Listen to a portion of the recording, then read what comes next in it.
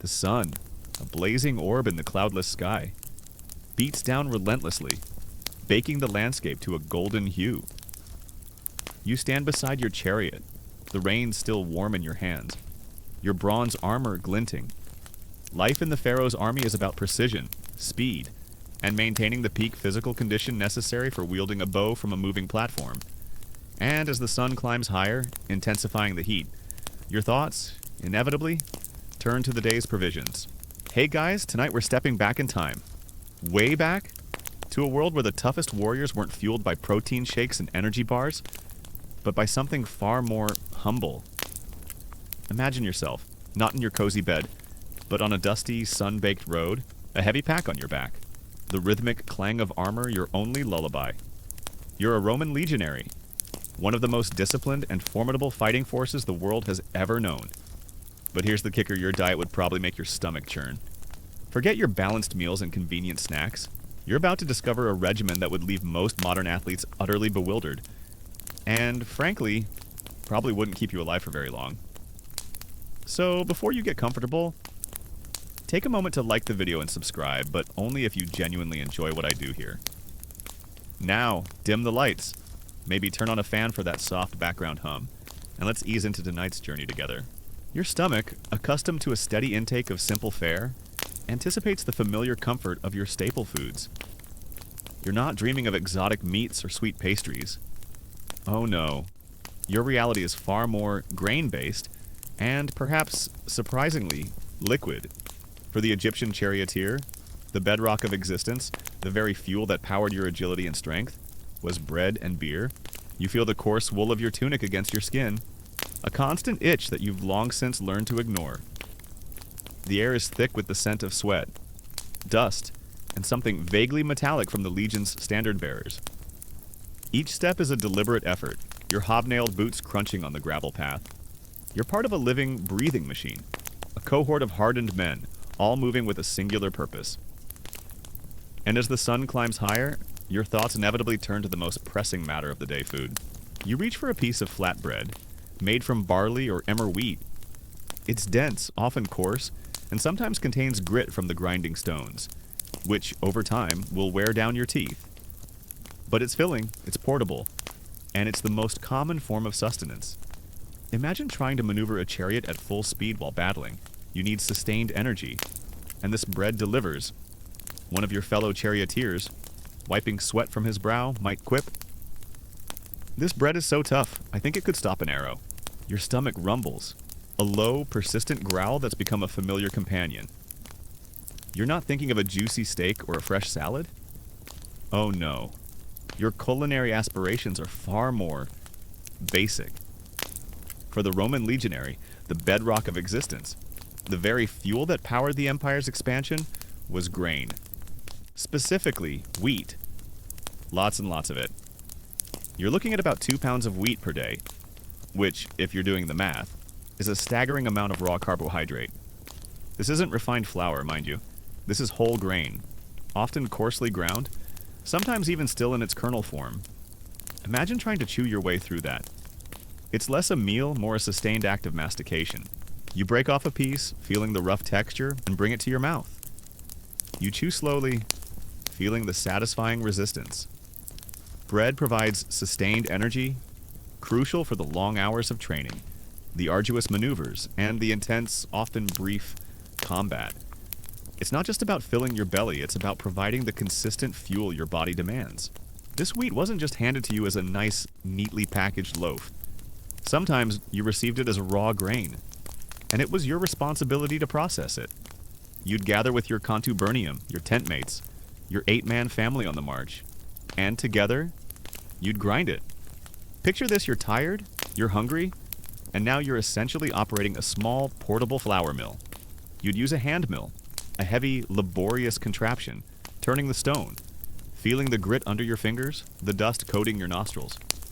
It's a workout before the actual workout of battle. One legionary, perhaps trying to lighten the mood, might quip, "At least we'll have strong forearms for sword fighting and strong jaws for, well, eating our rocks." And then there's the beer. This isn't the clear, effervescent lager you might imagine. Ancient Egyptian beer was thick, murky, and highly nutritious, more like a liquid bread or a thin porridge. It was made from fermented barley, often with a low alcohol content, and was a staple for all Egyptians, including the military. It provided calories, hydration, and some essential nutrients, making it a safer and more nourishing drink than often questionable water sources. Once ground, this wheat would often be made into pulse, a kind of porridge or gruel. Think of it as the original power breakfast. Lunch and dinner. It's bland, it's monotonous, and it's utterly inescapable. You might mix it with water, maybe a bit of salt if you're lucky, and cook it over a small fire. The consistency could range from a thick, gluey paste to a watery soup, depending on the availability of water and your mood. It's not about flavor, it's about calories. It's about survival. You eat it because you have to, not because you want to, and you eat it quickly, because the next march, the next drill, or the next battle is always looming.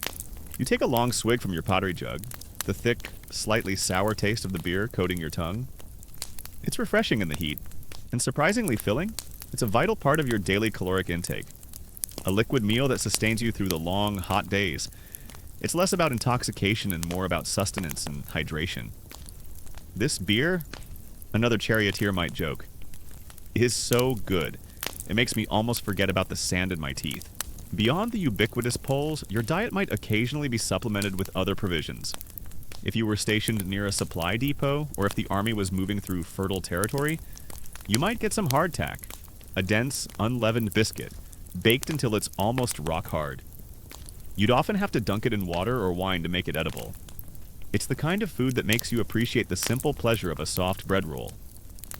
Another common staple was cheese, usually a hard-aged variety that could withstand long journeys without spoiling. It's salty, pungent, and a welcome change from the endless grain. Beyond bread and beer, your diet was supplemented with various other provisions, often dictated by the bounty of the Nile. Fish was a crucial component, especially for those living near the river. Fresh fish, often grilled, dried, or salted, provided essential protein. The Nile teemed with various species, making fish a readily available and important food source. Imagine the savory taste of a freshly grilled tilapia, a welcome addition to your grain-heavy diet. Vegetables were a luxury, not a given. If you were lucky, you might find some lentils, beans, or chickpeas, which would be boiled into another form of pulse. On rare occasions, you might stumble upon wild greens or forage for edible plants. But this was more opportunistic scavenging than a planned dietary component. Fresh fruit. Almost unheard of on campaign, the logistics of transporting perishable goods across vast distances were simply too complex for a large army. So, while you might dream of a crisp apple, you're more likely to be chewing on another mouthful of gritty porridge. Vegetables were consumed regularly, often grown in the fertile Nile floodplains. Onions, garlic, leeks, lettuce, and lentils were common. These would be boiled into stews, eaten raw, or added to bread. They provided essential vitamins and minerals, crucial for maintaining health in a hot climate. You might crunch on a crisp piece of lettuce, its coolness a brief respite from the heat. Meat was even rarer. While Roman soldiers were certainly not vegetarians, meat was a treat, not a daily staple. When it was available, it was usually in the form of dried or salted pork, beef, or mutton. Fresh meat was reserved for special occasions or when the army could commandeer livestock from conquered territories. Imagine the excitement when a foraging party returns with a few sheep. It's a cause for celebration, a brief respite from the relentless monotony. You'd cook it over an open fire, the smell of roasting meat a tantalizing aroma after weeks of bland grain. It's a moment of pure, unadulterated joy, a brief glimpse of what a good meal could be. Fruits were also available seasonally, including dates, figs, grapes, and melons. These provided natural sweetness and important vitamins. Dates, in particular, were a highly nutritious and easily transportable snack, often dried for longer preservation. You might pop a sweet, sticky date into your mouth. Its sugary burst a rare treat, one fascinating and perhaps slightly unsettling. Aspect of the Roman legionaries' diet was the reliance on pasca. This wasn't just water. It was a mixture of water, vinegar, and sometimes a little salt or herbs. Why vinegar? Well, for one, It helped to purify questionable water sources, killing off some of the nastier bacteria that could lead to dysentery, a far more dangerous enemy than any barbarian horde. It also provided a bit of flavor, however tart, to an otherwise bland existence. Think of it as the ancient world's Gatorade, but instead of electrolytes and sugary sweetness, you're getting a sharp, acidic kick. You might wrinkle your nose at first, but after a long march under the scorching sun, that sour tang becomes surprisingly refreshing. It's an acquired taste. You might hear a veteran grunt, like the taste of victory or defeat. Depending on the day, meat, while not a daily staple for the common soldier, was more common for elite units like the charioteers, especially during campaigns or as part of their rations. Beef, mutton, goat, and poultry were consumed, often roasted or stewed. However, the most intriguing and perhaps unsettling aspect of the Egyptian diet, particularly for those in the military or common population, was the occasional reliance on less conventional protein sources insects. The logistical challenge of feeding a Roman legion, or multiple legions, was immense. The Roman army was a master of logistics, building roads, establishing supply lines, and setting up granaries along their routes.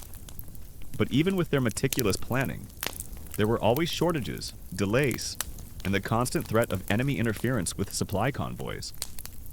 This is where the discipline of the legionary truly shone. You were expected to carry a significant portion of your own provisions, usually 3 days' worth of grain, in your sarsana, your personal pack. This pack also contained your tools, your cooking pot, your spare clothes, and sometimes even a small tent pole. It's a heavy burden, adding to the already arduous march. You're essentially a walking, self-sustaining unit, albeit one perpetually on the brink of hunger. While not a primary food source, insects like locusts were consumed, especially during times of scarcity or as a readily available protein source in certain regions. Imagine the crunch of a roasted locust, a surprisingly nutritious snack when other options are limited. It's a practical, if somewhat unappetizing, solution to protein needs in a hot, arid environment. Well, one might sigh. At least they don't complain as much as the new recruits. Imagine the sheer physical exertion required to maintain this lifestyle. You're marching 20 miles a day, sometimes more, in full armor, carrying your heavy pack. Then you're building fortifications, digging ditches, standing guard, and training. All of this on a diet that, by modern standards, seems incredibly restrictive and lacking in variety. It truly highlights the incredible resilience and physical conditioning of these soldiers. They weren't just fighting, they were enduring.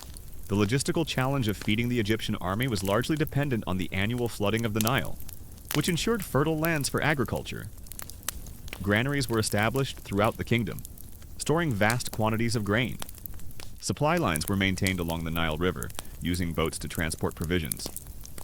When on campaign, armies would forage and rely on local procurement, but the core of their diet remained the easily transportable and storable bread and beer. This required careful management of agricultural cycles and efficient storage systems. A common historical fact about the Roman army is their incredible engineering prowess, especially their roads. These roads weren't just for travel. They were vital arteries for their supply lines, allowing them to move vast quantities of grain and other provisions to distant outposts and campaigning armies. Without this sophisticated infrastructure, their extensive conquest would have been impossible. You often find yourself marching on these very roads, marveling at their straightness and durability. Even as your feet ache with every step, imagine the sheer physical exertion required to maintain this lifestyle. You're training with your chariot, practicing archery, enduring the desert heat, and then engaging in fierce combat. All of this on a diet that, while seemingly simple, was incredibly effective for providing sustained energy in a hot climate. It truly highlights the incredible resilience and physical conditioning of these warriors. They weren't just fighting, they were adapting to their environment. Now, for a lesser-known detail that might surprise you, Roman soldiers were sometimes paid in salt, or at least given an allowance to purchase it. This is where the word salary comes from. Salarium, meaning salt money. Salt was incredibly valuable in the ancient world, not just for flavoring food, but for preserving it. In a diet so reliant on dried and preserved goods, salt was essential. So, While you might not have received a direct block of salt as payment, the concept underscores its immense importance in your daily life and the military's logistical considerations. It's a stark reminder that even the most basic commodities held significant value. A common historical fact about the ancient Egyptians is their deep reverence for the Nile River, which was the lifeblood of their civilization. Its annual flooding deposited fertile silt, making agriculture possible in an otherwise arid land. This agricultural bounty, particularly of grains, directly supported the large population and the military, providing the foundational elements of their diet, bread, and beer. You often find yourself looking at the river, understanding its immense importance to your very existence. The academic debate still rages among historians regarding the exact caloric intake of a Roman legionary. While we have records of their rations, the precise nutritional value of ancient grains and the varying levels of physical activity make it difficult to pinpoint an exact number. Some argue that the reported rations were barely enough to sustain such intense physical labor, suggesting that soldiers must have supplemented their diets through foraging or purchasing additional food. Others believe that the ancient grains, being less processed, offered a higher nutritional density than modern equivalents, and that the soldiers' bodies were simply more adapted to a lower calorie, high carbohydrate diet. It's a fascinating puzzle, trying to reconstruct the exact energy balance of these ancient warriors. Now for a lesser-known detail that might surprise you. While beer was a staple, ancient Egyptians also consumed a form of wine, primarily made from grapes, and sometimes from dates or pomegranates. While less common for daily consumption by soldiers compared to beer, wine was consumed by the elite and for ceremonial purposes. It adds a touch of sophistication to their otherwise simple dietary profile, showing that even in a grain-heavy culture, other fermented beverages played a role. You recall a particularly grueling march through Gaul. The weather was miserable, the rain incessant, and the local population less than welcoming. Supplies were running low, for days. Your meals consisted of nothing but pulls and a few meager handfuls of dried beans. Your stomach felt hollow. Your muscles screamed with protest. One evening, a new recruit, pale and clearly struggling, looked at his bowl of gruel and muttered, "Is this what they mean by eating your greens? Because I'm pretty sure this is just brown." You almost smiled, a rare occurrence on such a march. The academic debate still continues among historians regarding the precise nutritional adequacy of the ancient Egyptian diet, particularly for the military. While bread and beer provided ample calories, some scholars argue that the coarse nature of the bread, leading to dental wear, and potential seasonal variations in vegetable and fruit availability, might have led to certain micronutrient deficiencies over a lifetime. Others contend that the overall balance of grains, fish, vegetables, and occasional meat, combined with the beneficial properties of their beer, provided a surprisingly robust diet for the time, supporting their physical demands. It's a fascinating puzzle, trying to reconstruct the exact long-term health impacts of their ancient dietary practices. The discipline extended beyond just eating what you were given. It was also about not wasting anything. Every crumb, every drop of pasca was precious. You learned to savor the smallest variations in your diet, to appreciate the slightly sweeter taste of a wild berry, or the richer texture of a piece of hard cheese. It was a diet that stripped away all pretense, all culinary indulgence, leaving only the raw necessity of sustenance. You recall a particularly long campaign in the Levant. The sun was merciless, and water sources were scarce. For days, your meals consisted of dry bread and warm, thick beer. Your throat felt parched. Your muscles ached with protest. One evening, a seasoned charioteer, his face weathered by countless campaigns, looked at his mug of beer and muttered, "This beer is so thick, I think I could chew it." You almost chuckled, a rare moment of levity amidst the grim reality, even when the legion was encamped, perhaps building a permanent fort. The diet remained largely the same. The routine was paramount. You'd wake with the sun, perform your duties, train, and eat your allotted rations. There was little room for personal preference or deviation. The army was a machine, and you were a cog, fueled by grain and the unyielding will of Rome. It's a testament to their training and their mental fortitude that they could endure such physical hardship on such a Spartan diet. The discipline extended beyond just eating what you were given.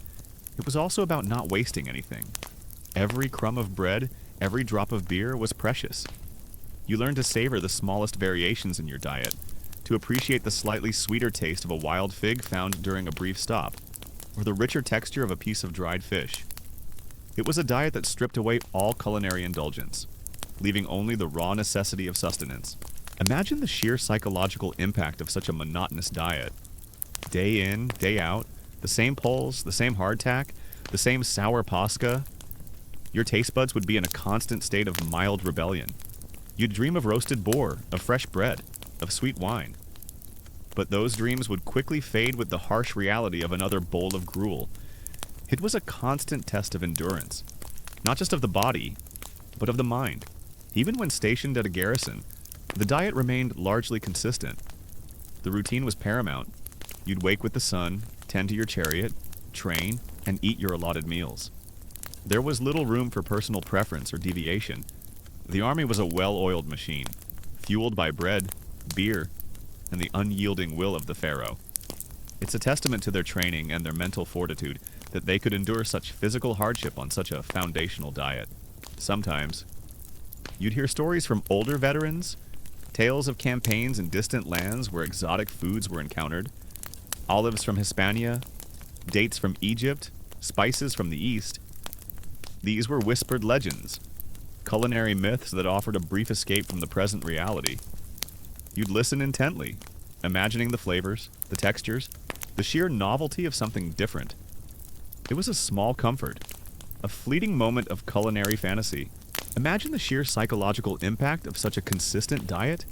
Day in, day out, the same bread, the same beer, the same occasional vegetables. Your taste buds might yearn for something different, something richer or sweeter. You'd dream of elaborate feasts, of rare delicacies from foreign lands. But those dreams would quickly fade with the harsh reality of another piece of flatbread. It was a constant test of endurance, not just of the body, but of the mind. The Roman military diet, while seemingly harsh, was incredibly effective for its purpose. It was calorie-dense, easily transportable, and relatively resistant to spoilage. It provided the sustained energy needed for long marches and arduous combat. It wasn't designed for pleasure, it was designed for power. And it worked. The legions marched, they fought, and they conquered, fueled by the humble grain that was the backbone of their existence.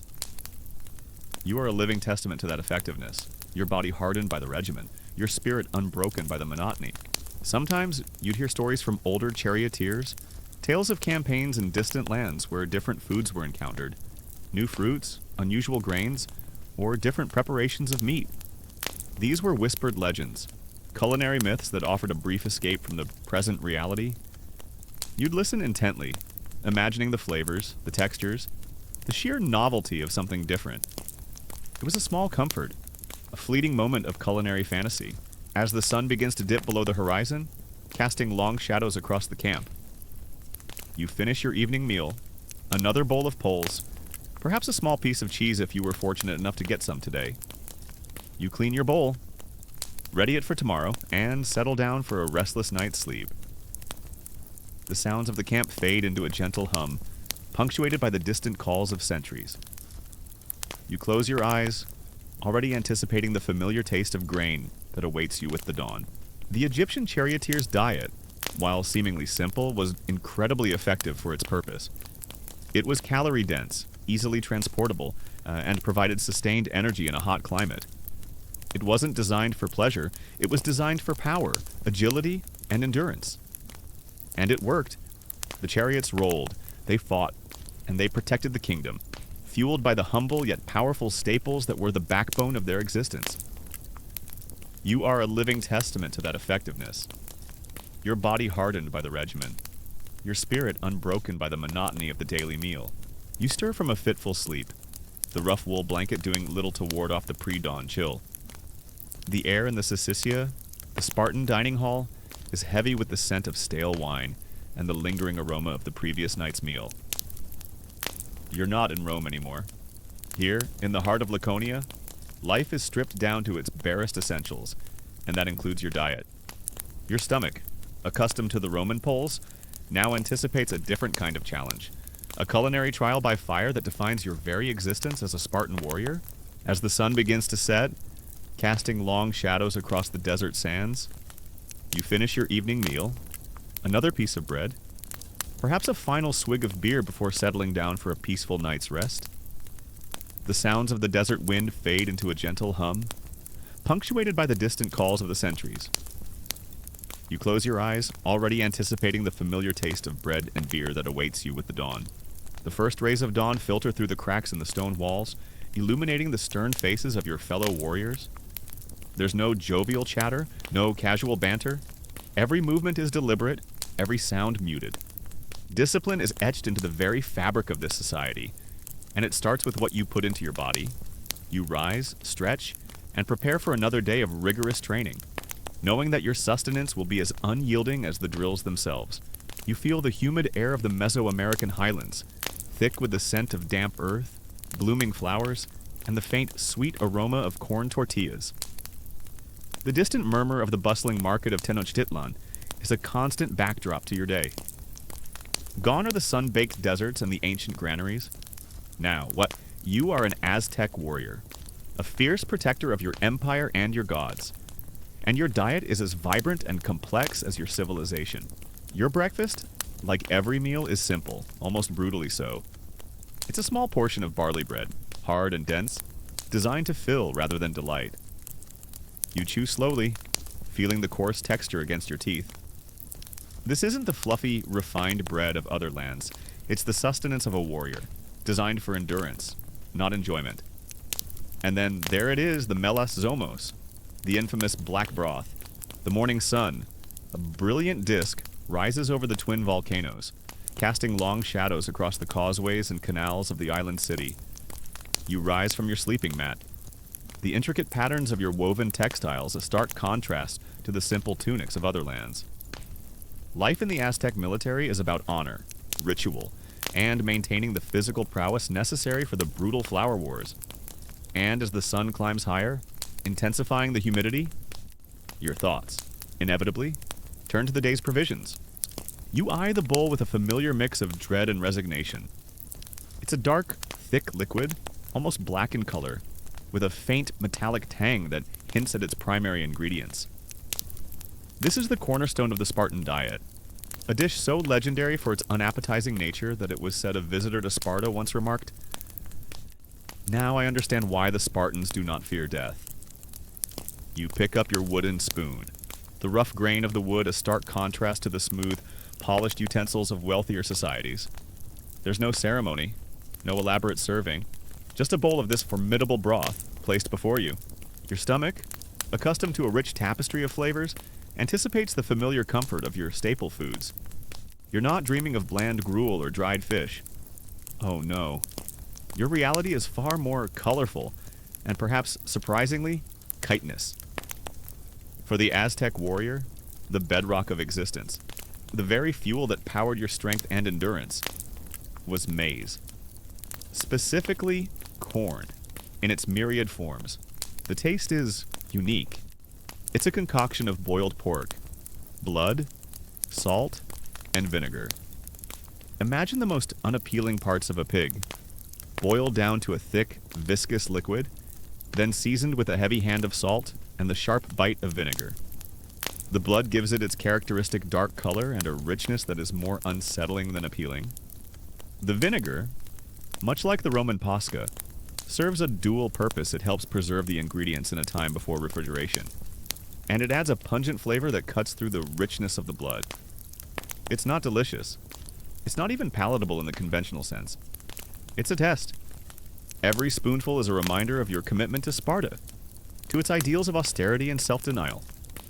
You eat it because you must, because it provides the raw energy you need for the day's brutal training. One young Spartan, new to the Syssitia, might whisper, "I think this broth is designed to make us want to fight, just to escape the dinner table." You sit on a low stool, a steaming bowl of atole before you.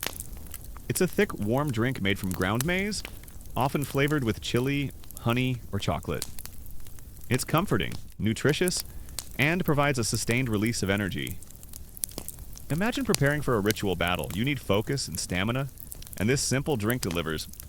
One of your fellow warriors, his face painted with fierce designs, might quip, "This atoli is so good, it makes me almost forget about the sacrifices."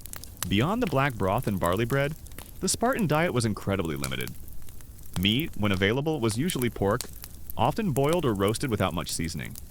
It was a source of protein, essential for building and maintaining the powerful physiques needed for hoplite warfare. But it was never in abundance. Spartans were not known for their lavish feasts. Their meals were always communal, always simple, and always focused on utility rather than pleasure. You take a long sip, feeling the creamy texture, the subtle sweetness or spice. Atoli was a vital part of your daily caloric intake, a liquid meal that sustained you through the long, intense days of training and combat. It's less about indulgence and more about sustenance and ritual. Vegetables were scarce, often limited to wild greens or cultivated beans and lentils. These would be boiled, much like the Roman pulse, into a simple stew or side dish. Fresh fruit was a rarity, dependent on the season and local availability. The Spartan emphasis on military training and communal living meant that agriculture was often left to the helots. The enslaved population, who worked the land to provide for the Spartan citizens. This social structure, while providing the Spartans with the leisure for military pursuits, also limited the diversity of their diet. And then there are the tortillas. Freshly made, still warm from the kamal. They are the foundation of almost every meal. Made from nixtamalized corn, a process that involves soaking corn in an alkaline solution to improve its nutritional value. These tortillas are soft, pliable, and incredibly versatile. You might use them to scoop up other foods, or simply eat them plain. The Spartan diet was fundamentally about efficiency. Every calorie consumed was meant to contribute directly to the warrior's physical prowess and endurance. There was no room for excess, no indulgence. This austerity was ingrained from childhood, beginning with the agage, the rigorous Spartan training system.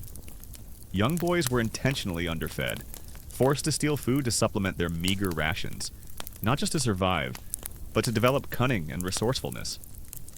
This practice, while seemingly cruel, was designed to prepare them for the harsh realities of warfare, where foraging and self-sufficiency could mean the difference between life and death. Beyond maize in its various forms, your diet was incredibly diverse, reflecting the rich agricultural bounty of the Mesoamerican region. Beans were a crucial component, often cooked into stews or mashed. They provided essential protein, complementing the carbohydrates from the maize. You might scoop up a handful of black beans with a piece of tortilla, savoring their earthy flavor. You remember your own time in the agayuj, the gnawing hunger a constant companion. You learned to be quick, to be silent, to seize any opportunity for a handful of olives or a stolen piece of cheese. It taught you discipline, yes, but also a deep, abiding appreciation for even the simplest sustenance. You learned to eat quickly, to chew thoroughly, to extract every last bit of energy from your meager portions. It was a diet that forged not just strong bodies, but strong wills. Squash, in its many varieties, was another staple, providing vitamins and fiber. Tomatoes, avocados, and various chili peppers added flavor, vitamins, and antioxidants. These fresh ingredients were vital for a balanced diet in a warm climate. You might bite into a ripe avocado, its creamy texture a welcome contrast to the more fibrous foods. Water was, of course, essential, but often consumed without any additions. Unlike the Roman pasca, the Spartans didn't typically add vinegar to their water, though they certainly consumed it in their black broth.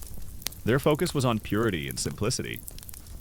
They drank from natural springs, valuing the clear, cold water that flowed from the mountains. But perhaps the most distinctive, and for modern palates, the most surprising aspect of the Aztec diet, particularly for soldiers and the common population, was the widespread consumption of insects. Ants, grasshoppers, worms, and even larvae were common protein sources. These were often roasted, fried, or ground into pastes. Imagine the satisfying crunch of a roasted grasshopper, a surprisingly nutritious and readily available snack. It's a practical, if somewhat unusual, solution to protein needs in a densely populated region. Well, one might declare, at least these little guys don't try to fight back as much as the Tlaxcalans. Wine was consumed, but always in moderation and almost always diluted with water. drunkenness was frowned upon, seen as a weakness that could compromise a warrior's discipline and effectiveness. You might have a small cup of diluted wine with your evening meal, a brief moment of relaxation before the next day's demands. It was a social lubricant, perhaps, but never an escape. Another unique protein source was spirulina, a blue-green algae harvested from Lake Texcoco. It was dried into cakes and provided an incredibly rich source of protein and vitamins. It was a superfood before the term even existed, a testament to the Aztecs' sophisticated understanding of their environment. The logistical aspects of feeding the Spartan army were different from Rome's vast empire. Sparta was a relatively small, self-contained state. Their food supply was largely dependent on the agricultural output of Laconia and Messenia, worked by the Helots. When on campaign, Spartan armies would forage and live off the land, but their campaigns were often shorter and more localized than the Romans' expansive conquests. Their discipline extended to their foraging, taking only what was necessary and maintaining order even in hostile territory. Meat was consumed, but less frequently than in many other warrior cultures, as large domesticated animals were scarce. Turkeys, ducks, and dogs were raised for food. Wild game like deer, rabbits, and various birds were hunted. However, the most significant source of meat, particularly for elite warriors and during ceremonial feasts, came from a dark and unsettling practice: human sacrifice and ritual cannibalism. While not a daily occurrence, the consumption of human flesh, particularly from captured warriors, was a deeply ritualized act, believed to absorb the strength and spirit of the vanquished.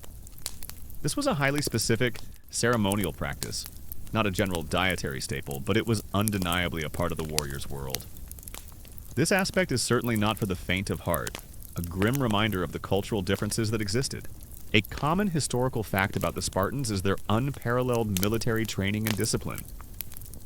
From a young age, boys were taken from their families and entered the agage, a state-sponsored education system focused entirely on physical prowess, military skills, and unwavering loyalty to Sparta.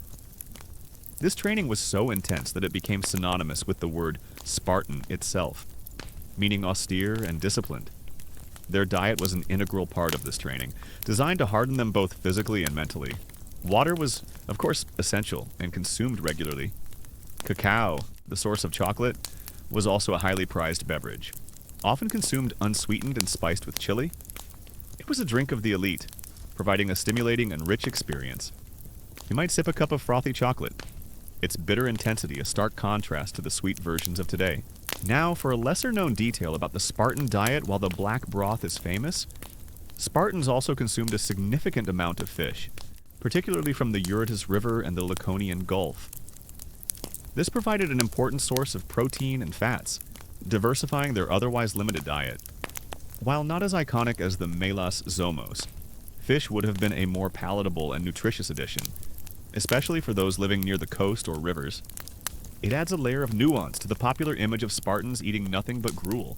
The logistical challenge of feeding the Aztec army was immense, given the large population of Tenochtitlan and the need to provision armies on campaign.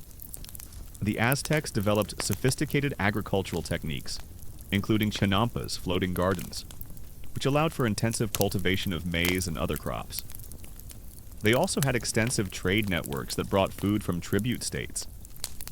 When on campaign, armies would rely on pre-positioned stores and foraging, but the core of their diet remained the easily transportable and storable maize. This required meticulous planning and a highly organized tribute system. The academic debate still continues among historians regarding the true extent of the Spartan diet's impact on their physical health and longevity.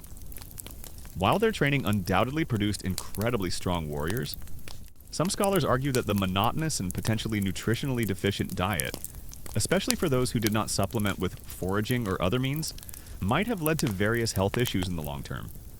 Others countered that the high level of physical activity and the relatively clean environment would have offset many of these potential drawbacks, and that the diet was perfectly adequate for their specific lifestyle and military objectives. It's a complex question, trying to balance the historical accounts with modern nutritional science.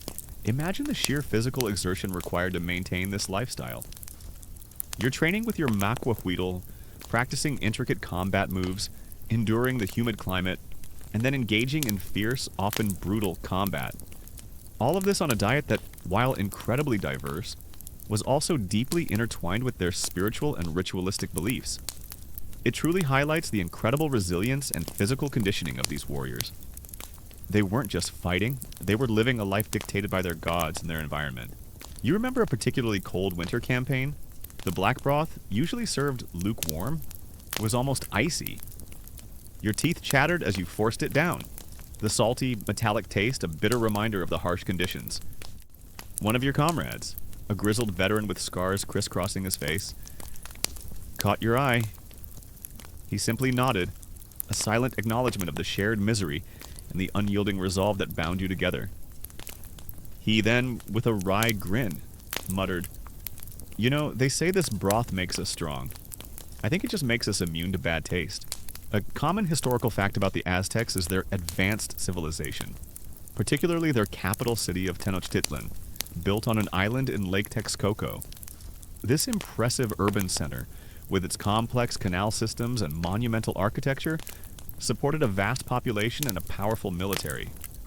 Their agricultural innovations, like the chinampas, were crucial for feeding such a large and complex society, providing the diverse array of foods that formed the basis of the warrior's diet. You often find yourself marveling at the ingenuity of your people, even as you perform your daily duties. The communal aspect of the Spartan diet was crucial. All meals were eaten together in the syssitia, fostering a strong sense of camaraderie and equality among the warriors. There were no private kitchens, no individual dining. Everyone ate the same food, sat at the same tables, and shared the same hardships. This communal eating reinforced the collective identity of the Spartan warrior, emphasizing unity and mutual dependence over individual desires. It was a constant lesson in humility and shared purpose. Now for a lesser-known detail that might surprise you beyond the common insects. Aztec warriors also consumed a type of edible clay, particularly during long marches or times of scarcity. This clay, known as tierra comestible, was believed to have nutritional properties and could help to suppress hunger. While not a primary food source, it highlights the extreme measures taken for survival and the resourceful use of their natural environment. It adds another layer to their pragmatic approach to sustenance. Even the portions were strictly controlled. There was no second helping, no extra piece of meat. You ate what was given to you, and you ate it without complaint. This strict rationing ensured that resources were distributed equally, and that no one warrior had an unfair advantage due to a richer diet. It was all part of the Spartan ethos. Everyone was equal in their service to the state. And that equality extended to the dining table. The academic debate still continues among historians regarding the precise nutritional impact of the Aztec diet, particularly the role of insect consumption and the ceremonial practice of cannibalism.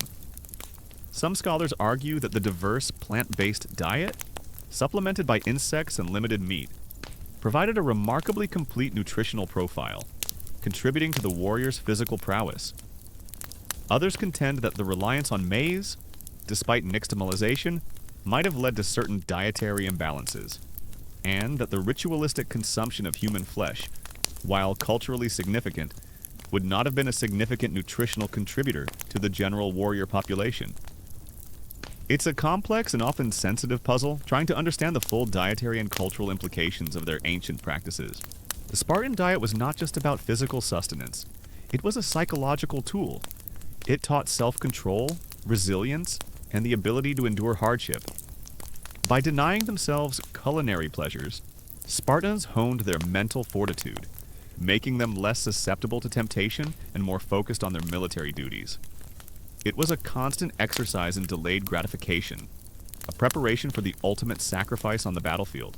You recall a particularly long campaign against a rival city-state. Provisions were stretched thin, and the usual variety of fresh foods dwindled.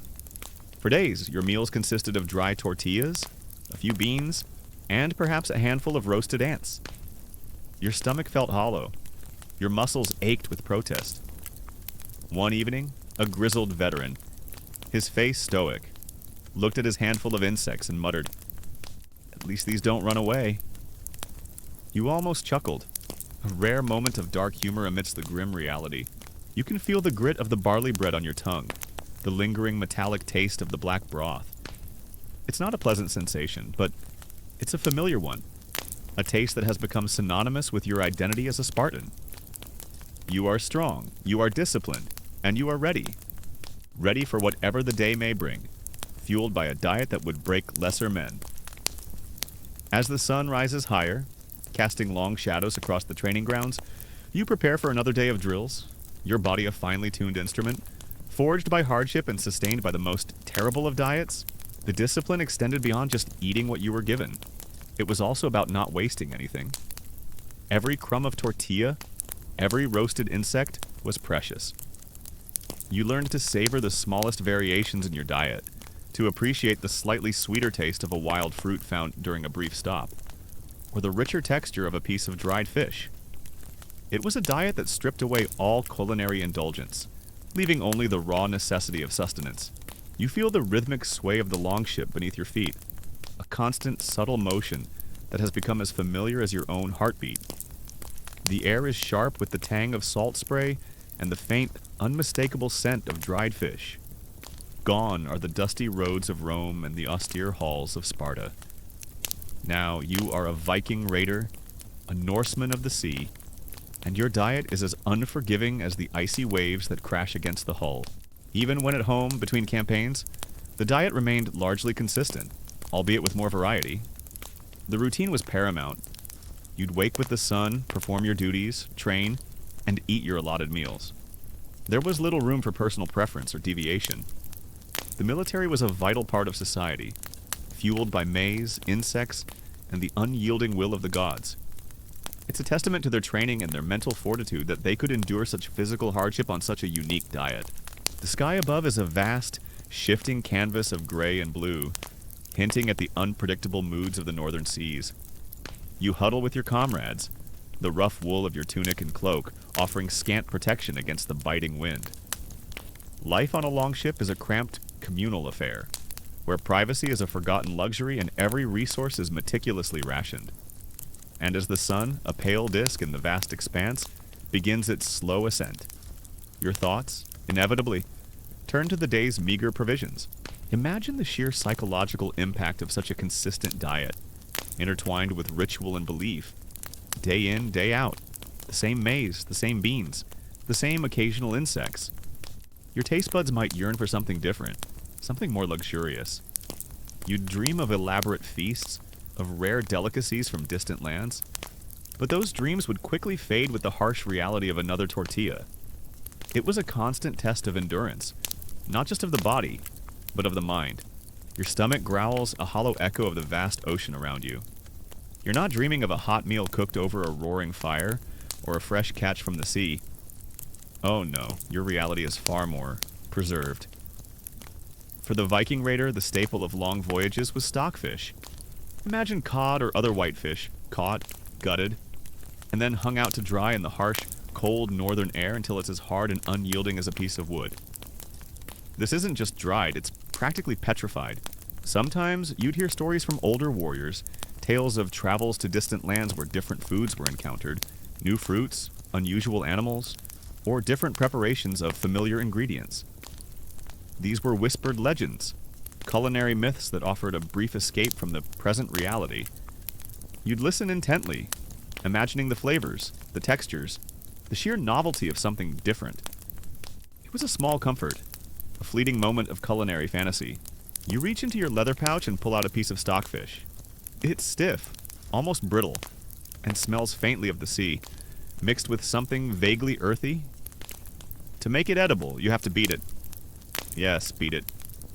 You might use a heavy wooden mallet, or even the blunt side of your axe, pounding the fish against a hard surface until the fibers begin to break down, softening it just enough to chew. It's a workout before the actual workout of rowing or raiding. One of your shipmates, perhaps trying to lighten the mood, might grunt. This fish is so tough, it probably fought back harder than some of the monks we met last week. The Aztec warrior's diet, while seemingly unusual to modern sensibilities, was incredibly effective for its purpose. It was calorie-dense, nutrient-rich, and adapted to their environment. It wasn't designed for pleasure, it was designed for power, endurance, and ritualistic significance. And it worked. The Aztec warriors fought, they conquered, and they maintained their empire, fueled by the ingenious and sometimes unsettling provisions that were the backbone of their existence. You are a living testament to that effectiveness. Your body hardened by the regimen, your spirit unbroken by the unique demands of your daily meal. Once softened, you tear off a piece with your teeth, feeling the resistance, the dry, flaky texture. It's bland, intensely salty, and utterly devoid of moisture. You chew and chew and chew, the process almost as exhausting as the act of eating itself. It's pure protein, a concentrated source of energy that can last for months without spoiling, making it the perfect provision for long-distance voyages across treacherous waters. It's not about flavor, it's about survival. It's about sustenance in the face of scarcity. As the sun begins to set, casting long shadows across the bustling causeways, you finish your evening meal. Another handful of tortillas, perhaps a final sip of atole before settling down for a peaceful night's rest. The sounds of the city fade into a gentle hum, punctuated by the distant calls of the night watch. You close your eyes, already anticipating the familiar taste of maize and the occasional crunch of something unexpected that awaits you with the dawn. Beyond the ubiquitous stockfish, your diet on the longship was incredibly monotonous. Another common provision was skyr, a fermented dairy product similar to yogurt or soft cheese. It's tangy, thick, and provides a much-needed source of fat and probiotics, helping to keep your gut in order during long periods at sea. You might scoop it out with a spoon, or simply eat it with your fingers. The cool, creamy texture, a welcome contrast to the dry fish.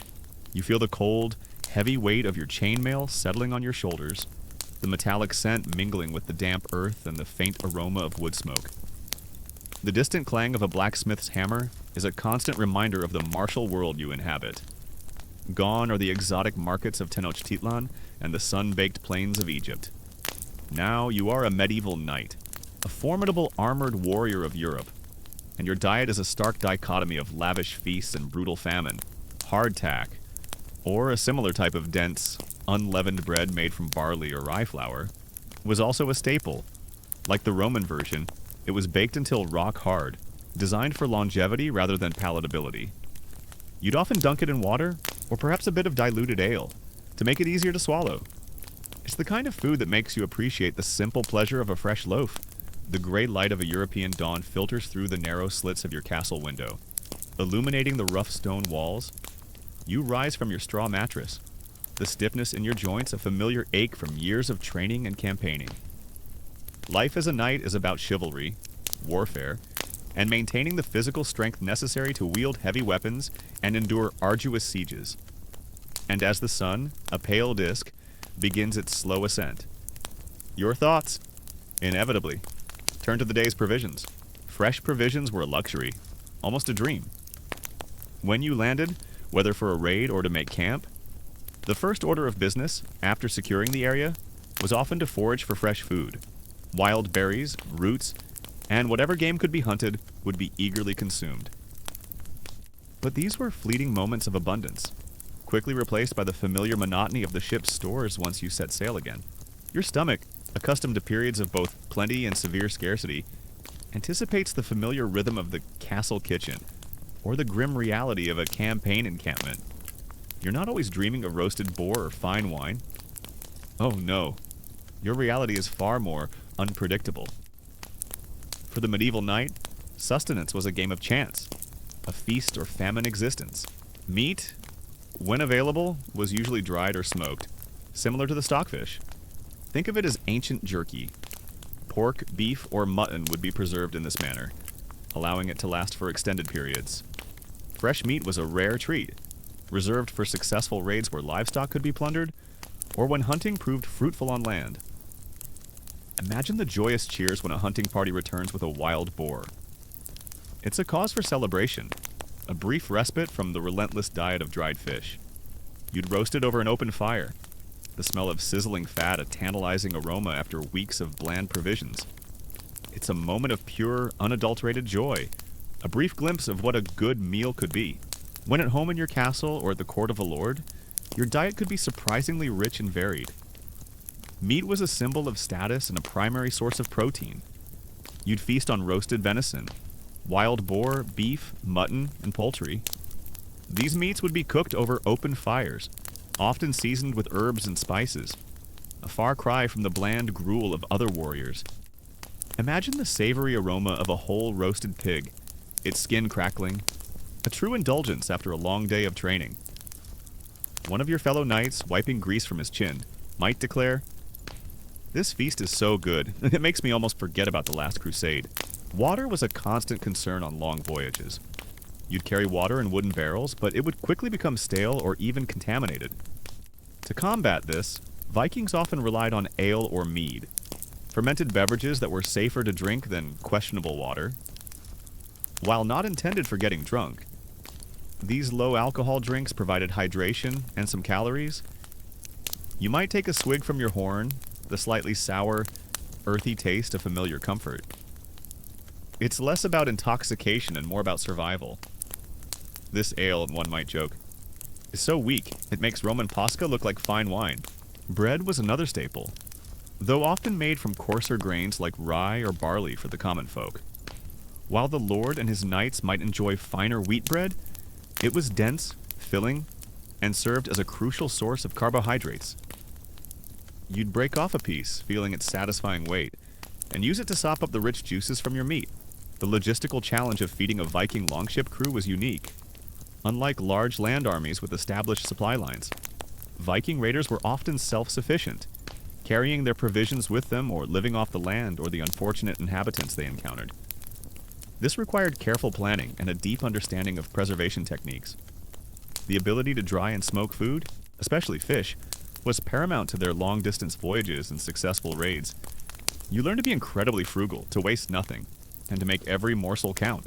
Vegetables and fruits, while not always as prominent as meat, were consumed seasonally. Root vegetables like carrots, parsnips, and turnips were common, as were cabbages, onions, and garlic.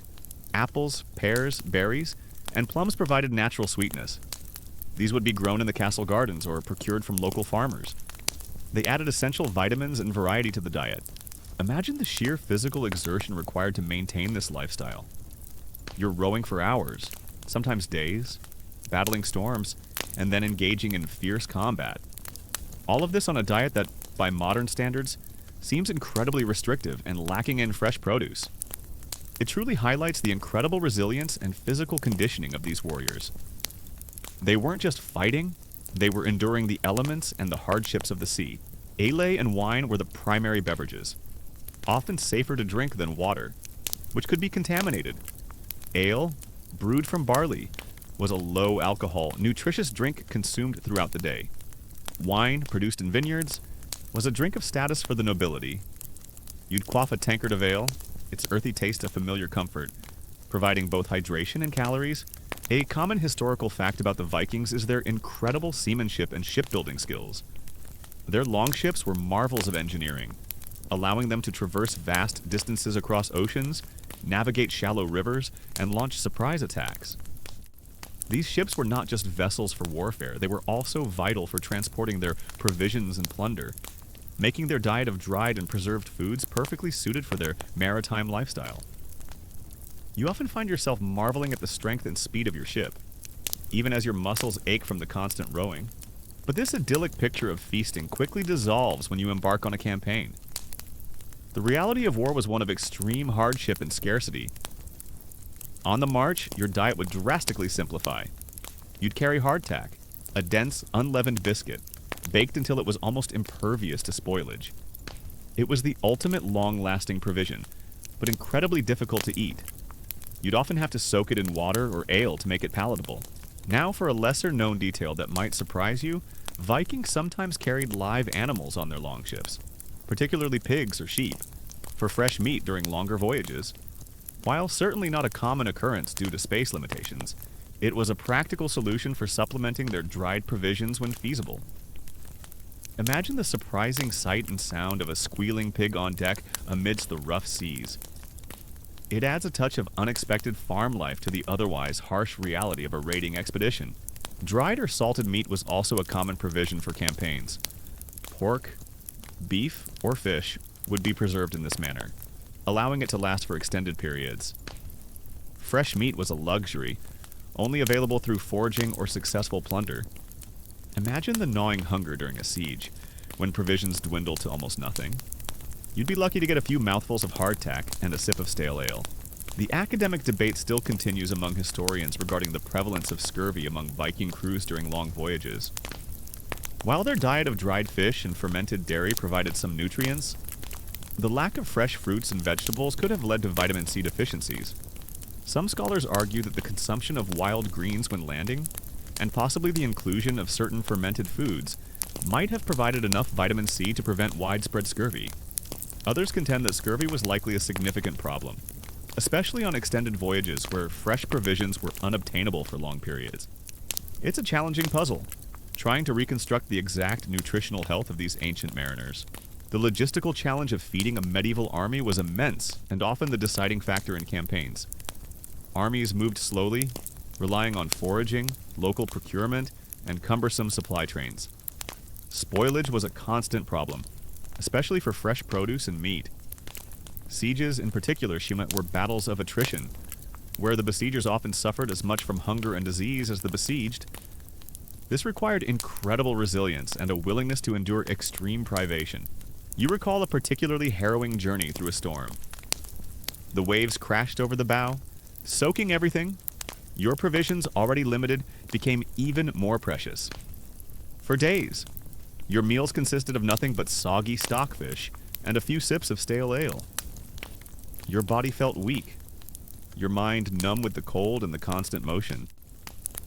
One evening, a young raider, shivering and clearly struggling, looked at his piece of fish and muttered, "I think this fish is trying to escape my mouth." You almost chuckled, a rare moment of levity amidst the grim reality. Imagine the sheer physical exertion required to maintain this lifestyle.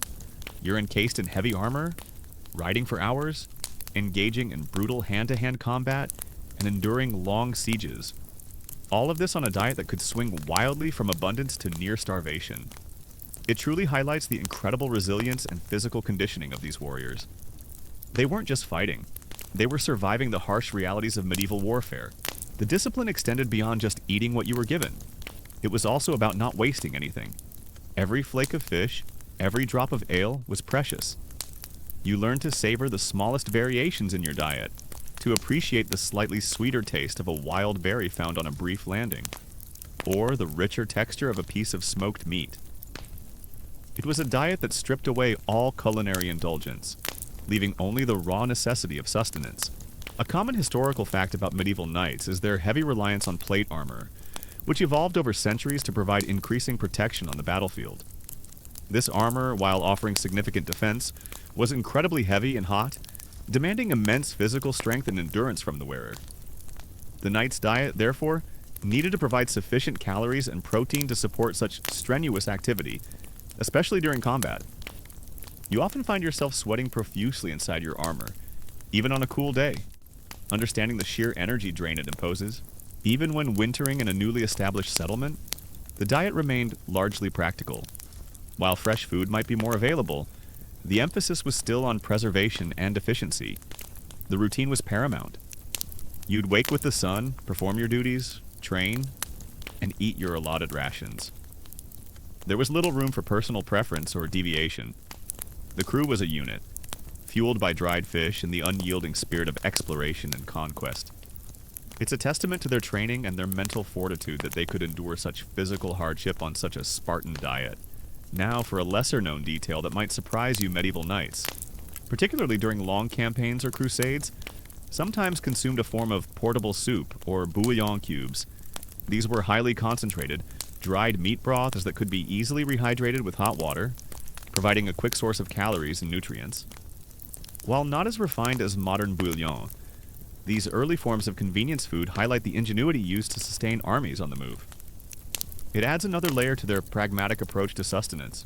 Imagine the sheer psychological impact of such a monotonous diet. Day in, day out, the same dried fish, the same hard bread, the same slightly sour ale. Your taste buds would be in a constant state of mild rebellion. You would dream of roasted game, of fresh berries, of rich stews from home. But those dreams would quickly fade with the harsh reality of another mouthful of chewy stockfish. It was a constant test of endurance, not just of the body, but of the mind. The academic debate still continues among historians regarding the precise nutritional health of medieval knights, especially considering the stark contrast between their diets at home and on campaign. Some scholars argue that while feasts provided ample calories and protein, the lack of consistent fresh produce, coupled with the reliance on preserved foods during campaigns, might have led to various vitamin deficiencies and other health issues in the long term.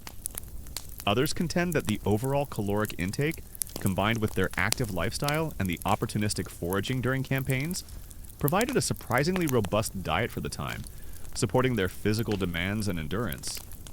It's a fascinating puzzle trying to understand the full long-term health impacts of their varied dietary practices. Sometimes you'd hear stories from older raiders, tales of bountiful lands where rivers teemed with salmon and forests were thick with game. These were whispered legends, culinary myths that offered a brief escape from the present reality. You'd listen intently, imagining the flavors, the textures, the sheer novelty of something different. It was a small comfort, a fleeting moment of culinary fantasy.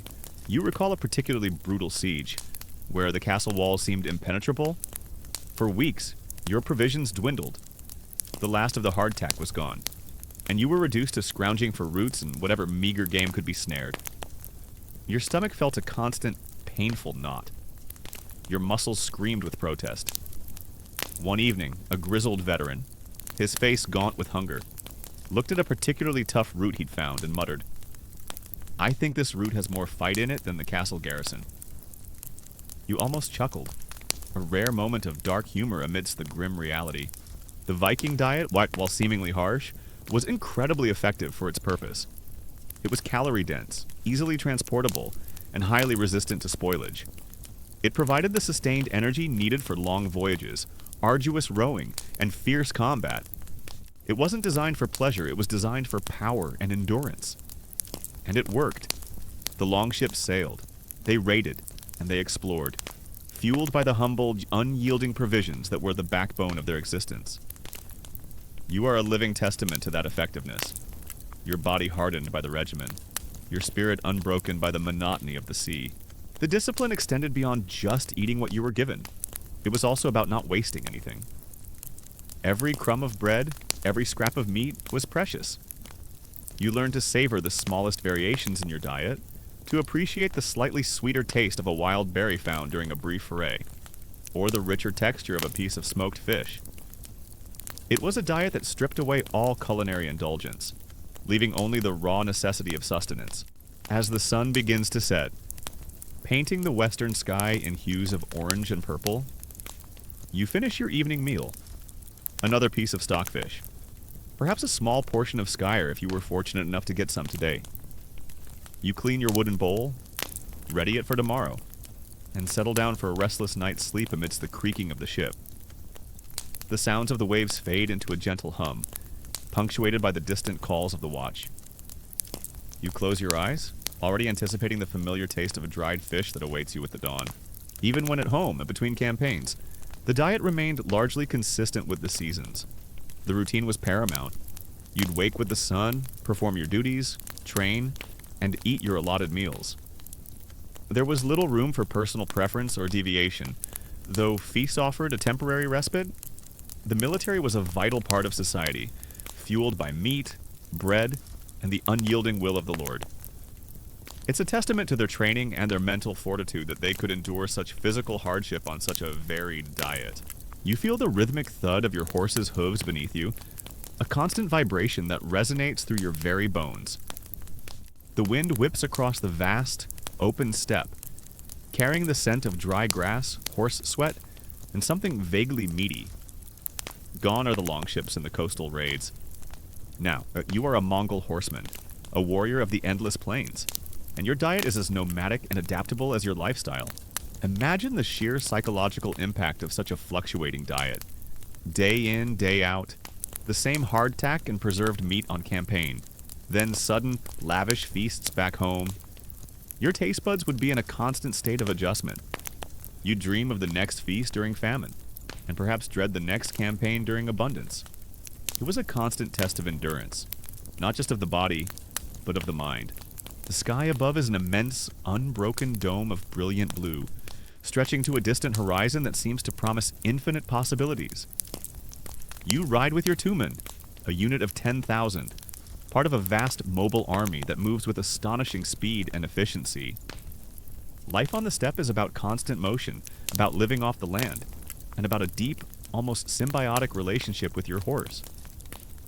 And as the sun climbs higher, casting long shadows across the undulating landscape, your thoughts, inevitably, turn to the day's provisions. Sometimes, you'd hear stories from older knights, tales of crusades in distant lands where different foods were encountered, new spices, unusual fruits, or different preparations of familiar ingredients. These were whispered legends, culinary myths that offered a brief escape from the present reality. You'd listen intently, imagining the flavors, the textures, the sheer novelty of something different. It was a small comfort, a fleeting moment of culinary fantasy. Your stomach rumbles, a low, persistent growl that's often ignored amidst the demands of the ride. You're not thinking of a cooked meal from a stationary kitchen. Oh no, your reality is far more portable.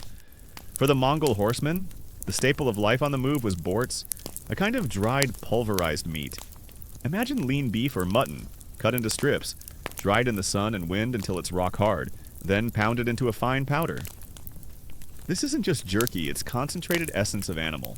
The medieval knight's diet, while seemingly chaotic, was incredibly effective for its purpose. It was calorie-dense when available, adaptable to conditions, and provided the sustained energy needed for heavy combat. It wasn't designed for consistent pleasure. It was designed for power, resilience, and survival. And it worked. The knights rode, they fought, and they defended their lands, fueled by the stark realities of medieval sustenance. You are a living testament to that effectiveness. Your body hardened by the regimen, your spirit unbroken by the unpredictable demands of your daily meal. You reach into your saddlebag and pull out a small packet of borts. It's a light, almost weightless powder, and smells faintly of cured meat. To consume it, you might simply mix a small amount with water, creating a sort of instant, nutrient-dense soup or paste. A handful of borts could sustain you for a day, providing immense energy in a compact form. It's the ultimate fast food for a cavalry army. One of your fellow warriors, perhaps trying to lighten the mood, might quip, "This borts is so light, I think my horse could eat it and still fly." As the sun begins to set, casting long shadows across the castle courtyard, you finish your evening meal. Another piece of bread, perhaps a final swig of ale before settling down for a restless night's rest. The sounds of the castle fade into a gentle hum, punctuated by the distant calls of the sentries. You close your eyes, already anticipating the familiar taste of whatever meager provisions or lavish feast awaits you with the dawn. Once mixed, you drink or spoon the paste, feeling the rich, savory flavor, the slightly grainy texture. It's not a meal to savor, it's a fuel to consume. It's pure protein and fat, a concentrated source of energy that can last for months without spoiling, making it the perfect provision for lightning-fast campaigns across vast distances. It's not about culinary pleasure, it's about efficiency and survival. You feel the warm, dry earth beneath your bare feet, the scent of dust and distant cattle mingling with the faint aroma of wood smoke. The rhythmic chant of your fellow warriors, a deep, resonant hum, is a constant reminder of the formidable force you are a part of.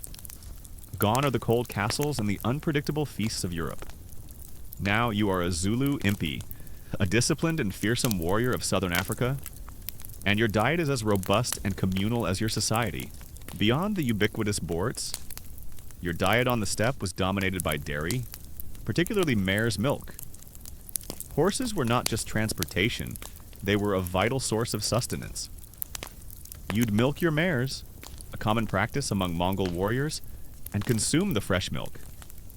But more importantly, this milk was fermented into kumis, a slightly alcoholic, effervescent drink. The African sun, a blazing disk, rises quickly, casting long shadows across the rolling grasslands. You rise from your sleeping mat in the umuzi, the traditional Zulu homestead. The quiet efficiency of your movements, a reflection of years of rigorous training. Life as a Zulu warrior is about courage, loyalty, and maintaining the peak physical condition necessary for the swift, close-quarters combat for which your people are renowned. And as the sun climbs higher, intensifying the heat, your thoughts inevitably turn to the day's provisions. You take a long swig from your leather pouch, the kumi's cool and tangy on your tongue. It's refreshing, slightly sour, and has a subtle alcoholic kick that provides a gentle warmth without impairing your faculties. Kumis was incredibly nutritious, providing fats, proteins, and vitamins. It was also a safe source of hydration, as the fermentation process helped to kill harmful bacteria. It's the ultimate energy drink for a nomadic warrior. Your stomach, accustomed to a steady intake of simple, nourishing fare, anticipates the familiar comfort of your staple foods. You're not dreaming of exotic spices or refined delicacies? Oh no. Your reality is far more grounded in the land and your herds. For the Zulu Impi, the bedrock of existence, the very fuel that powered your strength and endurance, was meat and millet. Fresh provisions were opportunistic. As you moved across the steppe, you'd hunt wild game, gazelles, marmots, or even wild asses. These hunts provided a welcome break from the monotonous diet of borts and kumis. When successful, the meat would be roasted over an open fire, the smell of sizzling fat a tantalizing aroma after weeks of dried provisions. It's a moment of pure, unadulterated joy, a brief glimpse of what a good meal could be. You sit on a low stool, a wooden bowl placed before you. It's filled with futu, a thick, porridge-like dish made from ground maize or millet. It's warm, slightly earthy, and incredibly filling. This isn't just food, it's the caloric engine of your martial prowess, providing sustained energy for the long marches and the fierce, often brief, battles. Imagine charging into battle. You need stamina. And this simple porridge delivers one of your fellow warriors, his shield gleaming in the sun, might quip, "This futu makes me strong enough to outrun a lion, or at least outrun the slowest man in the empire." Blood was also an emergency provision. In desperate times, a Mongol warrior might draw a small amount of blood from a vein in their horse's neck, mix it with milk, and consume it. This provided essential nutrients without harming the horse, allowing it to continue carrying its rider. It's a stark reminder of the extreme measures taken for survival on the harsh steppe. It's less a meal, more a desperate act of self-preservation, a testament to the symbiotic relationship between horse and rider. "Don't worry," one might joke. "It's just a little pick-me-up for both of us." You scoop up a handful, feeling the coarse texture, and bring it to your mouth. You chew slowly, savoring the satisfying density. Millet and maize provide sustained energy, crucial for the long hours of training, the arduous marches across the veld, and the intense, often brutal combat. It's not just about filling your belly, it's about providing the consistent fuel your body demands. The logistical challenge of feeding the Mongol army was solved by their nomadic lifestyle itself. They didn't rely on fixed supply lines or granaries like the Romans. Instead, they carried their food with them, the borts and kumis, and supplemented it by living off the land and the vast herds of animals that accompanied them. Each warrior typically had multiple horses, ensuring fresh mounts and a mobile food source. This self-sufficiency and mobility were key to their lightning-fast campaigns and ability to cover immense distances. You learned to be incredibly efficient, to waste nothing, and to make every resource count. Meat was a significant, though not daily, component of the Zulu diet, especially for warriors. Cattle were highly prized, not just for their meat, but as a symbol of wealth and status. When cattle were slaughtered, it was often for communal feasts or important occasions. You'd feast on roasted beef, its savory aroma filling the air, a true indulgence after a long period of more basic fare. Goats and sheep were also consumed. Imagine the sheer physical exertion required to maintain this lifestyle. You're riding for days, sometimes weeks, covering incredible distances, enduring extreme weather, and then engaging in fierce combat. All of this on a diet that, by modern standards, seems incredibly specialized and reliant on animal products. It truly highlights the incredible resilience and physical conditioning of these warriors. They weren't just fighting, they were embodying a way of life that made them unstoppable. Beyond large livestock, wild game was hunted, providing additional protein. Antelopes, zebras, and various birds would be pursued, their meat adding variety and crucial nutrients to the diet.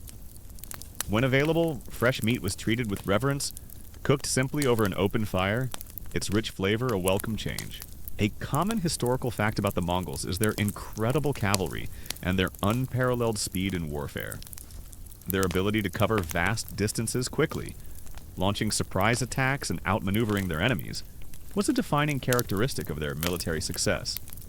Their diet, consisting of lightweight, nutrient-dense borts and hydrating kumis, was perfectly suited for this mobile style of warfare, allowing them to remain on the move for extended periods without needing to establish cumbersome supply lines. You often find yourself marveling at the sheer speed and endurance of your horse, even as your own muscles ache from the constant riding. Sour milk, or amasi, was another vital component of the Zulu diet. This fermented milk product was thick, tangy, and incredibly nutritious, providing probiotics, protein, and fats. It was consumed regularly, often with futu, and was believed to contribute to strength and health. You take a long swig from a calabash. The cool, sour taste a refreshing contrast to the heat. It's a vital source of hydration and sustenance. Now, for a lesser-known detail that might surprise you, Mongol warriors sometimes carried a small amount of dried cheese, known as aril, made from fermented milk. This hard, tangy cheese could be stored for long periods and provided additional calories and protein. While not as famous as borts or kumis, arul was another ingenious way the Mongols maximized the use of their dairy resources for sustenance on the move. It adds another layer to their resourceful approach to diet. Vegetables were consumed, though perhaps less prominently than in some other agricultural societies. Various leafy greens, gourds, and wild roots would be gathered or cultivated. These provided essential vitamins and minerals, crucial for maintaining health in a hot climate. They would often be boiled into simple stews or added to the futu. The academic debate still continues among historians regarding the precise role of the Mongol diet in their military success and overall health. Some scholars argue that while the diet was incredibly efficient for warfare, its limited variety, especially in fresh produce, might have led to certain nutritional deficiencies in the long term, particularly during periods of prolonged campaigning. Others contend that the high physical activity, combined with the nutrient density of borts and kumis, and opportunistic foraging, provided a surprisingly balanced diet for their nomadic lifestyle. It's a fascinating puzzle, trying to understand the full impact of their unique dietary practices. Water was, of course, essential, and consumed regularly from natural springs or rivers. The Zulu people also utilized various traditional brews, often made from millet or sorghum, which were low in alcohol but provided additional calories and hydration. These were communal drinks, fostering a sense of unity. You recall a particularly long ride across the Gobi Desert. The sun beat down relentlessly, and the dust choked your throat. For days, your meals consisted of nothing but borts mixed with scarce water and a few sips of warm kumis. Your lips were cracked, your body weary. One evening, a young warrior, his face caked with dust, looked at his packet of borts and muttered, "I think this borts is so dry, it could start a fire."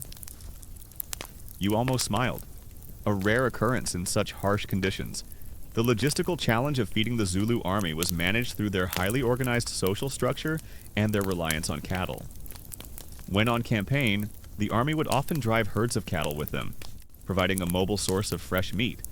Foraging for wild greens and roots was also common. The disciplined nature of the empire meant that resources were carefully managed, and waste was minimized. This required meticulous planning and a deep understanding of their environment. The discipline extended beyond just eating what you were given. It was also about not wasting anything. Every morsel of borts, every drop of kumis, was precious. You learned to savor the smallest variations in your diet, to appreciate the slightly sweeter taste of a wild onion found during a brief stop, or the richer texture of fresh game meat. It was a diet that stripped away all culinary indulgence, leaving only the raw necessity of sustenance. Imagine the sheer physical exertion required to maintain this lifestyle. You're marching long distances, often at a run, practicing intricate combat drills with your assegai and shield, and then engaging in fierce, close-quarters combat. All of this on a diet that, while seemingly simple, was incredibly effective for providing sustained energy and building powerful physiques. It truly highlights the incredible resilience and physical conditioning of these warriors. They weren't just fighting, they were embodying a way of life that made them formidable, even when encamped. Perhaps after a successful battle, the diet remained largely practical, while fresh food might be more available, while the emphasis was still on efficiency and readiness. The routine was paramount. You'd wake with the sun, tend to your horses, train, and eat your allotted rations. There was little room for personal preference or deviation. The army was a vast, mobile unit, fueled by dried meat, fermented milk, and the unyielding will of the Great Khan. It's a testament to their training and their mental fortitude that they could endure such physical hardship on such a specialized diet. A common historical fact about the Zulu warriors is their highly effective military organization, particularly under King Shaka, who revolutionized their fighting tactics and weaponry. Their disciplined formations, swift movements, and use of the assegai short-stabbing spear made them a dominant force in southern Africa. Their physical prowess, supported by their diet, was a key factor in their military success.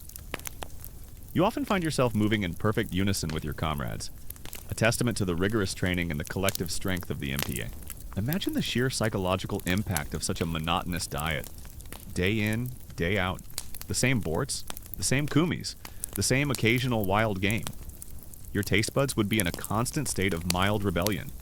You'd dream of roasted vegetables, of sweet fruits, of rich broths from settled lands.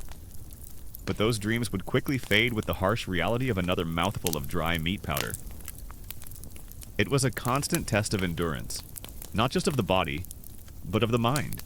Now, for a lesser-known detail that might surprise you while cattle were central, the Zulu also consumed insects, particularly termites, during certain seasons or times of scarcity. These insects, rich in protein and fat, were a readily available and highly nutritious food source. While not a primary staple, their inclusion highlights the resourceful nature of the Zulu diet and their ability to utilize all available resources in their environment. It adds another layer to their pragmatic approach to sustenance. Sometimes you'd hear stories from older warriors, tales of conquered cities where exotic foods were found, rice, spices, new kinds of bread. These were whispered legends, culinary myths that offered a brief escape from the present reality. You'd listen intently, imagining the flavors, the textures, the sheer novelty of something different. It was a small comfort, a fleeting moment of culinary fantasy. The academic debate still continues among historians regarding the precise nutritional adequacy of the traditional Zulu diet, particularly for the warriors. Some scholars argue that while the diet provided ample calories and protein, the seasonal variations in vegetable and fruit availability might have led to certain micronutrient deficiencies in the long term, especially during periods of prolonged campaigning. Others contend that the overall balance of millet, maize, meat, and fermented milk, combined with opportunistic foraging, provided a surprisingly robust diet that supported their intense physical demands and overall health. It's a fascinating puzzle, trying to understand the full long-term health impacts of their ancient dietary practices. The Mongol diet, while seemingly harsh, was incredibly effective for its purpose.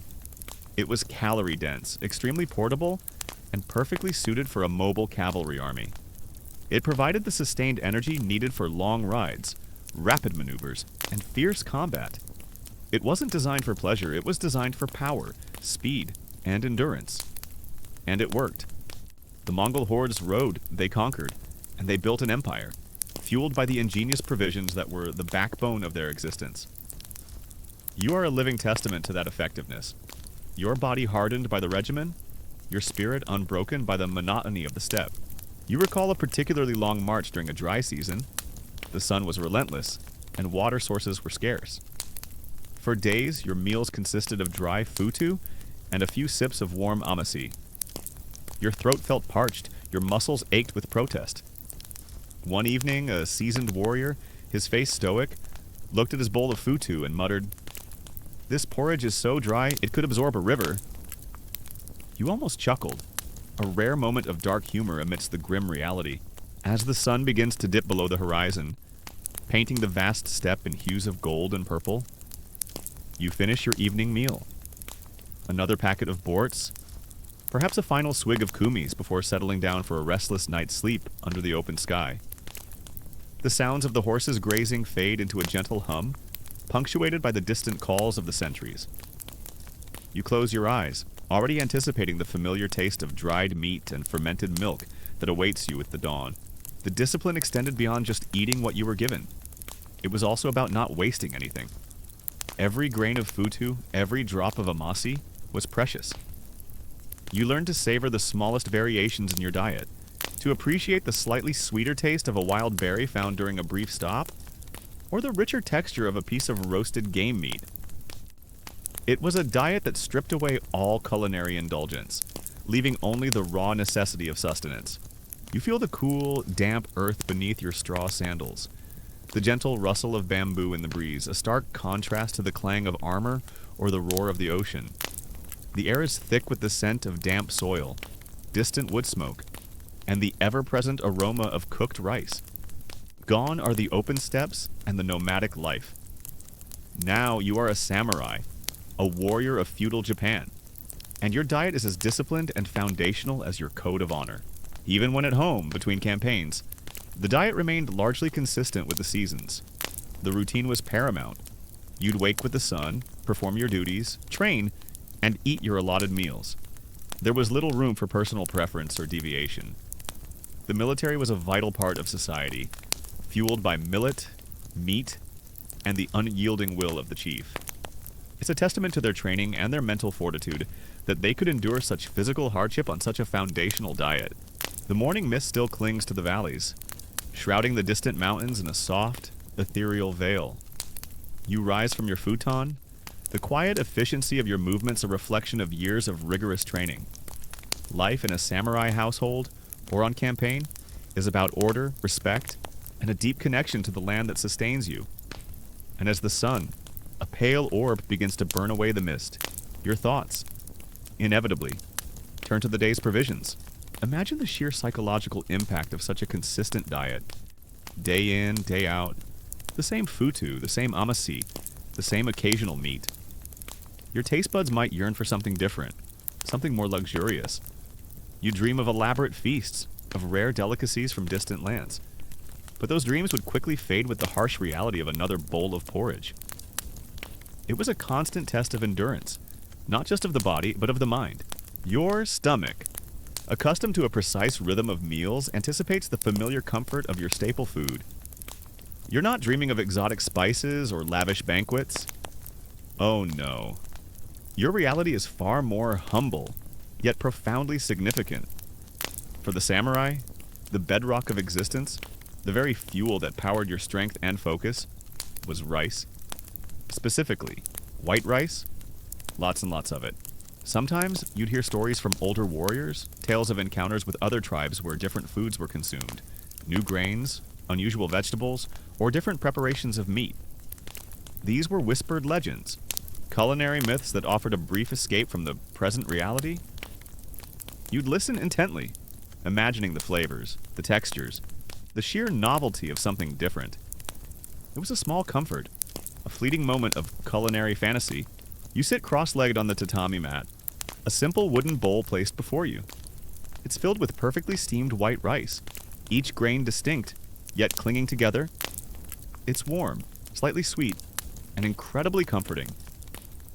This isn't just food, it's the very essence of your diet, a symbol of your status, and the caloric engine of your martial prowess. Imagine trying to fight a battle on an empty stomach. The very thought is absurd. One of your fellow samurai, perhaps with a rare moment of levity, might remark, "They say a samurai's strength comes from his spirit. I say it comes from his rice bowl." The Zulu impi's diet, while seemingly simple, was incredibly effective for its purpose. It was calorie-dense, easily sustainable from their environment, and provided the sustained energy needed for their intense physical demands. It wasn't designed for pleasure, it was designed for power, endurance, and communal strength. And it worked. The Zulu warriors marched, they fought, and they built a powerful kingdom, fueled by the robust and resourceful provisions that were the backbone of their existence. You are a living testament to that effectiveness. Your body hardened by the regiment, your spirit unbroken by the consistent demands of your daily meal. You pick up your chopsticks, the smooth wood cool against your fingers, and bring a small portion to your mouth. You chew slowly, savoring the subtle sweetness, the soft texture. Rice provides sustained energy, crucial for the long hours of training, the arduous marches, and the fierce, often prolonged combat. It's not just about filling your belly, it's about providing the consistent fuel your body demands. As the sun begins to set, casting long shadows across the Omuzi, you finish your evening meal. Another bowl of futu, perhaps a final swig of amasi before settling down for a peaceful night's rest. The sounds of the homestead fade into a gentle hum, punctuated by the distant calls of the night watch. You close your eyes, already anticipating the familiar taste of millet and the comforting presence of your community that awaits you with the dawn. Beyond the ubiquitous rice, your diet was supplemented with various other provisions, often dictated by season and region. Miso soup was a daily accompaniment, a warm, savory broth made from fermented soybeans, often with small pieces of tofu, seaweed, or vegetables.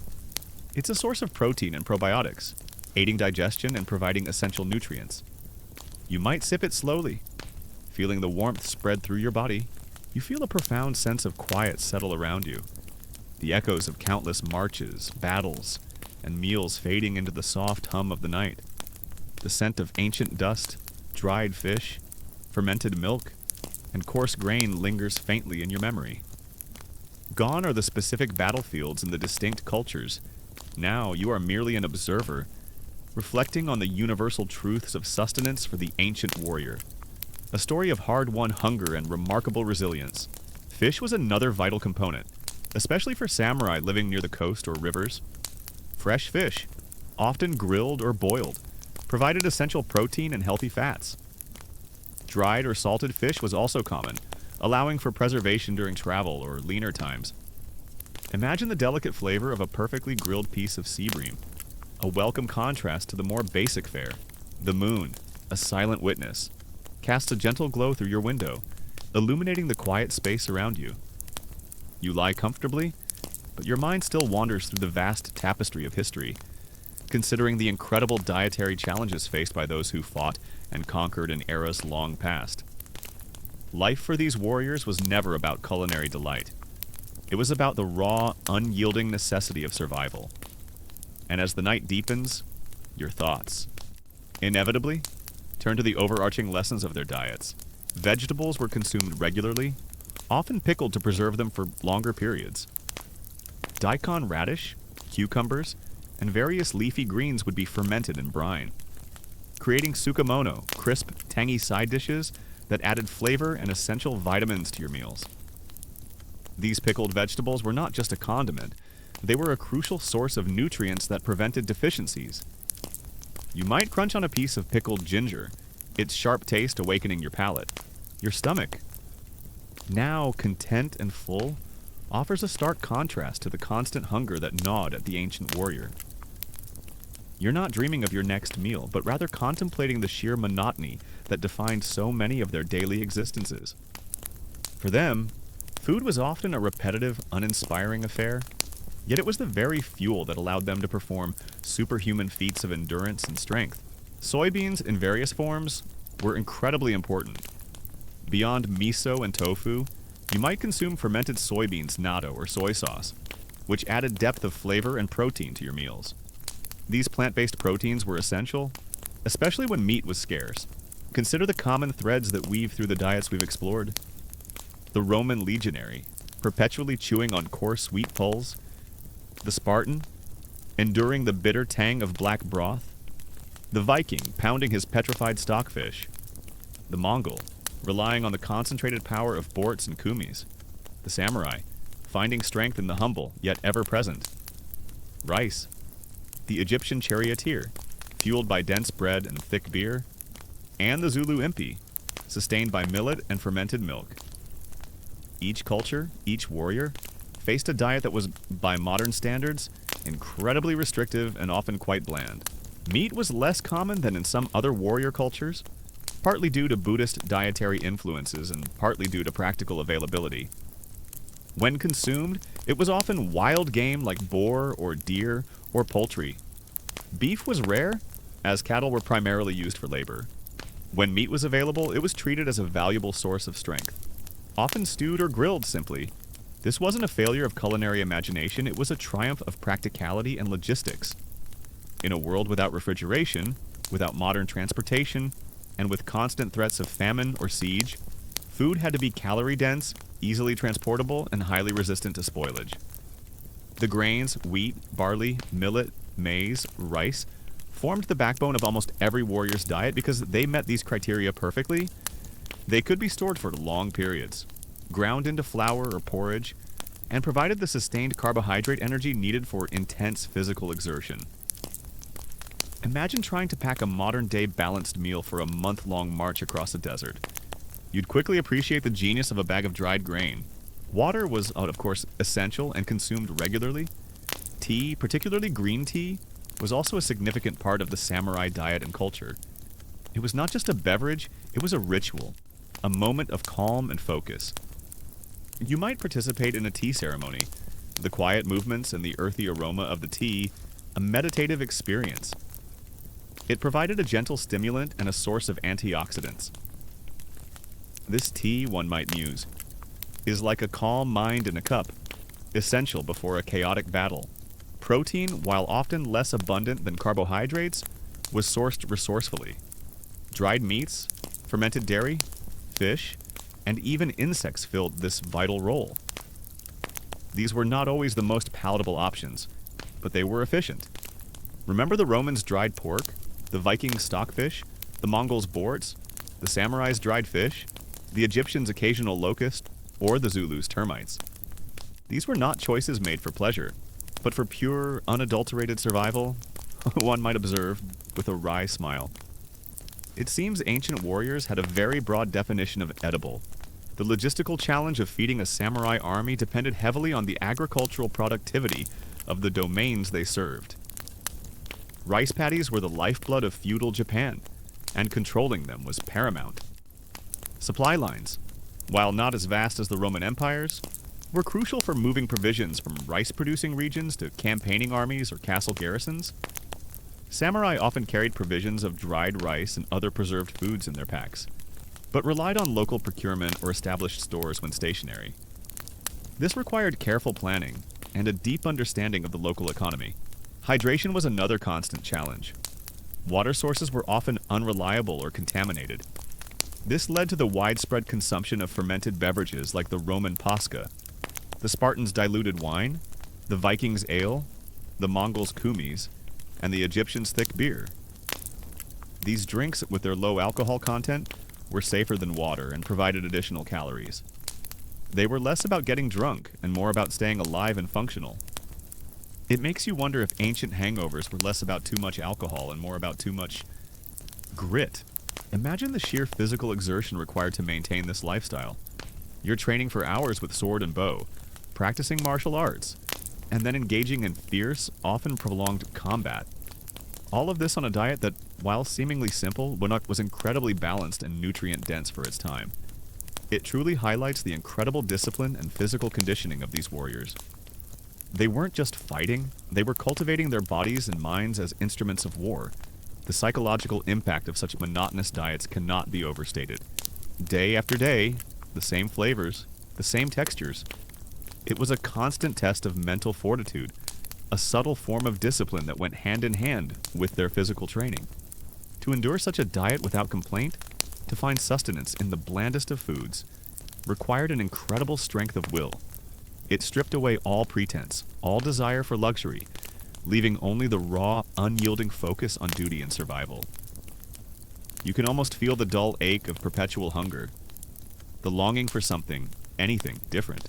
A common historical fact about the samurai is their adherence to Bushido, the way of the warrior, a strict moral code emphasizing honor, loyalty, self-discipline, and martial prowess.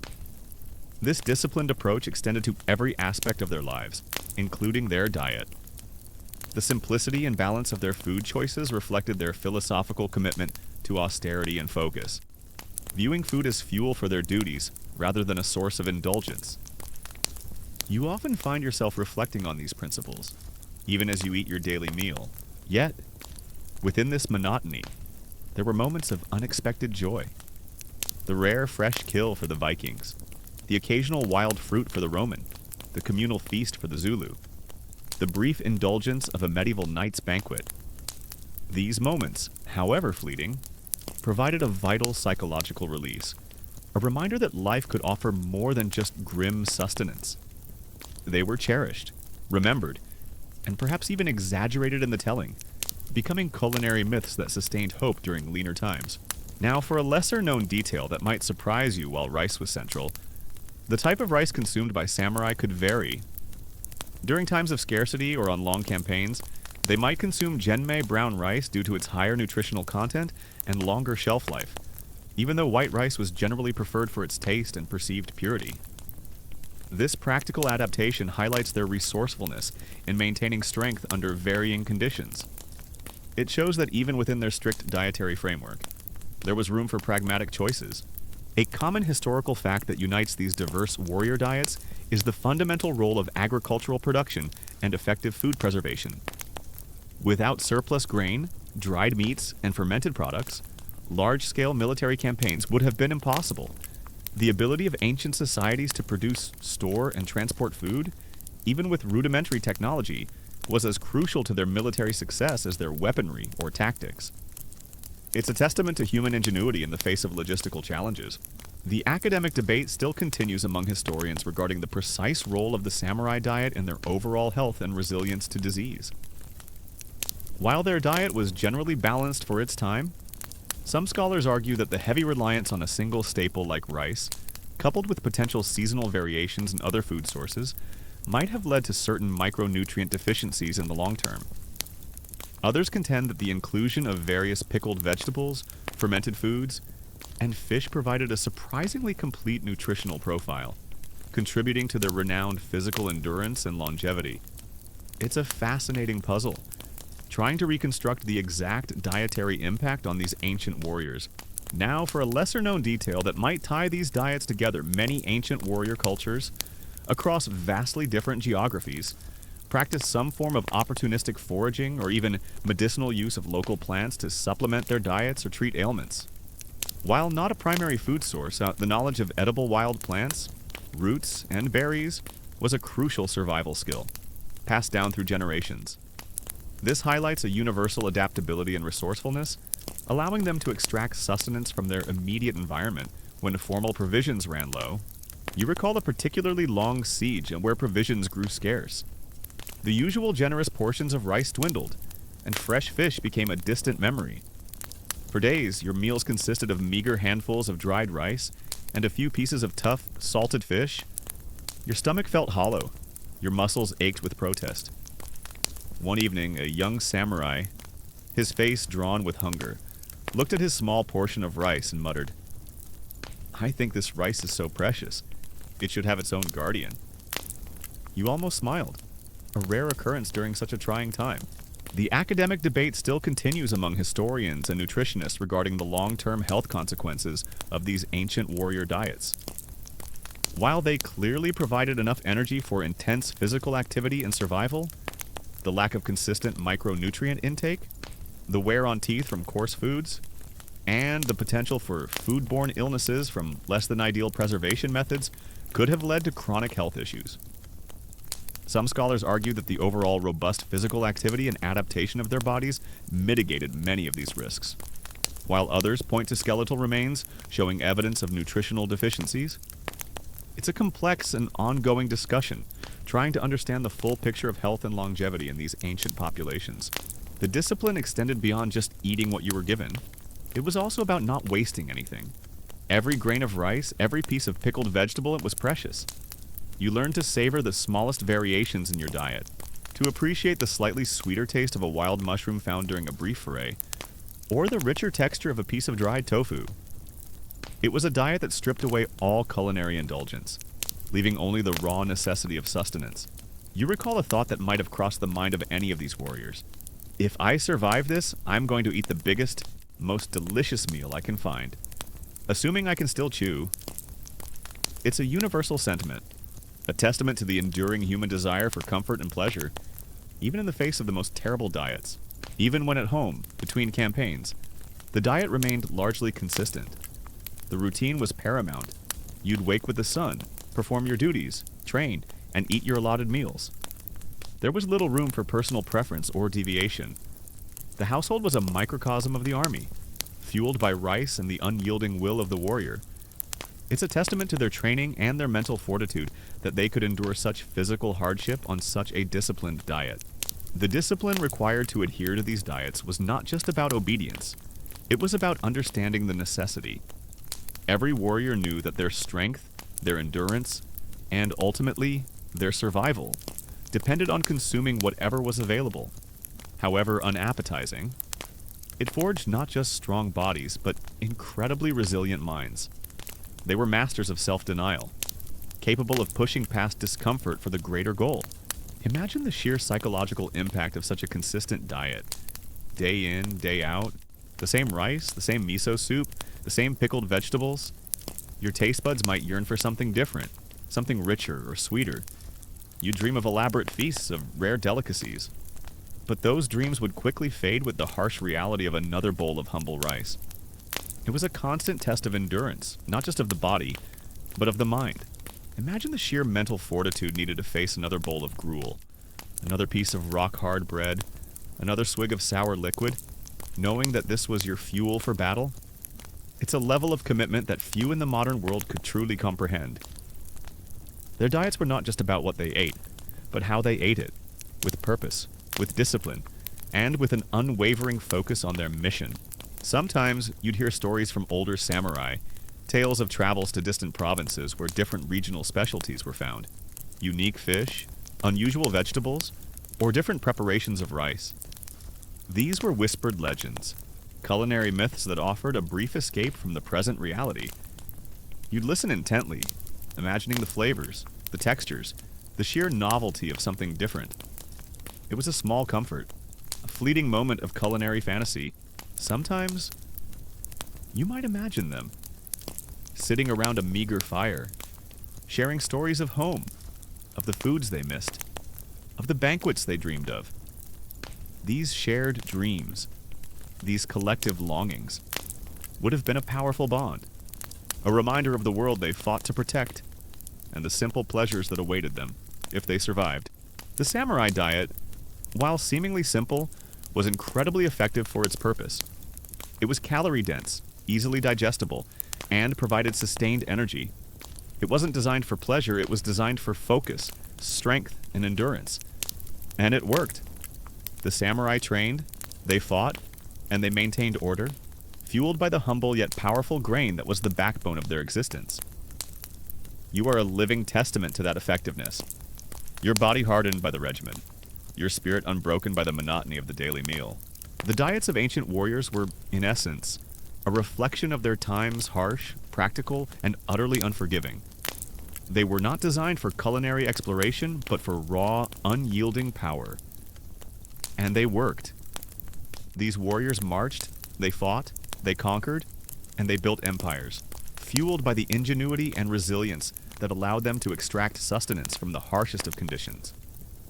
You are left with a profound appreciation for their strength, their endurance, and the sheer human capacity to adapt and survive. As the sun begins to set, casting long shadows across the dojo courtyard, you finish your evening meal, another bowl of rice, perhaps a final sip of green tea before settling down for a peaceful night's rest. The sounds of the crickets chirping fade into a gentle hum, punctuated by the distant calls of the night watch. You close your eyes, already anticipating the familiar taste of rice that awaits you with the dawn. As the final echoes of the ancient world fade, and the last whispers of their hard-won hunger dissipate into the quiet of the night, you can feel the gentle embrace of your own comfortable bed, the images of dusty roads and rough seas, of endless steppes and fortified castles, slowly recede, replaced by the soft contours of your pillow. The warrior's journey, fueled by necessity and grit, has come to its peaceful end. You are safe, warm, and utterly free from the grim realities of their daily meals. Let the gentle hum of the fan lull you deeper, deeper into a tranquil slumber, as the stories of their resilience become a soft, comforting whisper in your dreams. You feel the dry, hot desert wind whipping past your face, carrying the fine grit of sand that seems to get everywhere. The rumble of chariot wheels on the hard-packed earth is a familiar sound, a constant reminder of your elite status. Gone are the disciplined dojos and the endless steps. Now, you are an Egyptian charioteer, a swift and deadly warrior of the Pharaoh, and your diet is as ancient and foundational as the Nile itself.